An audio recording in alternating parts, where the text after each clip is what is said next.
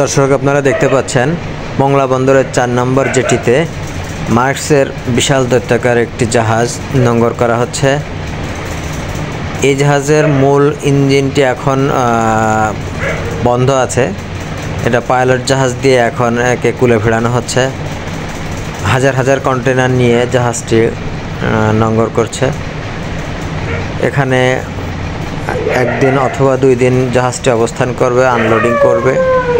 এরপরে এখান থেকে কিছু খালি কন্টেইনার নিয়ে জাহাজটি চিটাগাংয়ের উদ্দেশ্যে আবার রওনা করবে।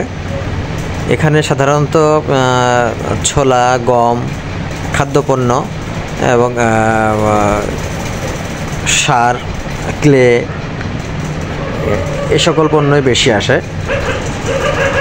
এখানে ছোলা এবং গমের পরিমাণ বেশি আছে। এছাড়াও এখানে গাড়ির জাহাজও আসে, হাজার হাজার গাড়ি নিয়ে এখানে নোঙর করে। যাই হোক, আপনারা দেখতে পাচ্ছেন এটা কুলে অনেকটা ভিড়ে চলে এসেছে।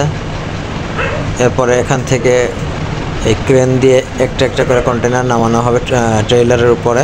এখান থেকে ট্রেইলারে করে সরাসরি কিছু স্ক্যানিংয়ে চলে আসবে এবং কিছু শেডে আনলোড হবে, যেখান থেকে কাস্টমস অফিসিয়ালরা ফিজিক্যাল এক্সামিন করে ডিউটি গ্রহণের মাধ্যমে সেটি যদি ছাড়যোগ্য হয় তাহলে পরবর্তীতে এটি ইম্পোর্টাররা তাদের পণ্য নিয়ে তাদের গন্তব্যস্থলে যেতে পারবে।